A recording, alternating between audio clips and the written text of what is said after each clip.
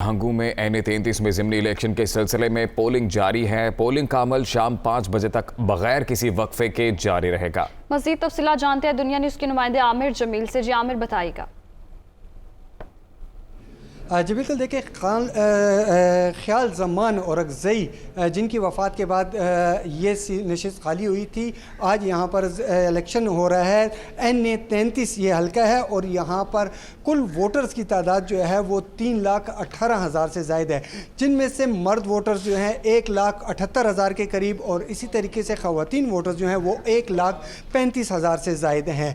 यहाँ पर कुल 210 पोलिंग स्टेशन कायम किए गए हैं, जिनमें 64 पोलिंग स्टेशन जो हैं वो मर्दों के लिए कायम किए गए हैं, जबकि 55 पोलिंग स्टेशन ख़वातीन के लिए हैं। 91 पोलिंग स्टेशन जो हैं वो कंबाइन बनाए गए हैं। इस हवाले से आज 5 उम्मीदवार जो हैं वो आपस में मद्दे मुकाबले हैं, जिनमें से 3 उम्मीदवार जो हैं वो मुख्तलिफ पार्टियों की बुनियाद पर इलेक्शन लड़ रहे हैं, जबकि 2 आज़ाद उम्मीदवार हैं।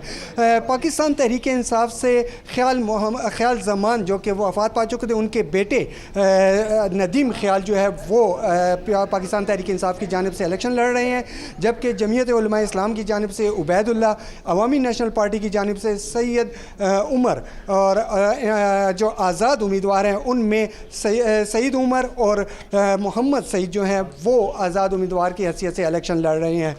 सिक्योरिटी के इंतहाई सख्त इंतज़ाम किए गए हैं। 4,500 से ज़ायद पुलिस एहलकार जो हैं वो तैनात कर दिए गए हैं, लेकिन सुबह 8 बजे से इलेक्शन का वक्त तो शुरू है, लेकिन वोटर्स जो हैं वो देखने को नहीं मिल रहे। जो गहमा गहमी है वो ना होने के बराबर है और वोटिंग का जो अमल है वो इंतहाई सुस्त रवि का शिकार है। वजह यह है कि एक तो इतवार का दिन है, रमज़ान भी है, यही वजह हम देख रहे हैं कि आवाम जो पब्लिक है वो अभी तक वोट पोल करने के लिए बाहर नहीं आई और यही सूरत हाल हमें पोलिंग कैंप्स का भी नज़र आ रहा है।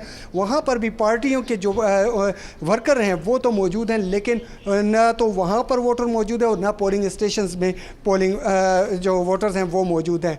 दूसरी जानिब जो ज़िली इंतज़ामिया है और पुलिस के आला अफसरान जो है वो भी हंगू शहर के पूरे शहर का दौरा कर रहे हैं। मुख्तलिफ़ मकामात पर वो उन्होंने विज़िट किया है, इंतज़ामात और सिक्योरिटी सूरत हाल का जायज़ा लिया गया है। जी बहुत शुक्रिया आमिर जमील, आपने अपडेट किया।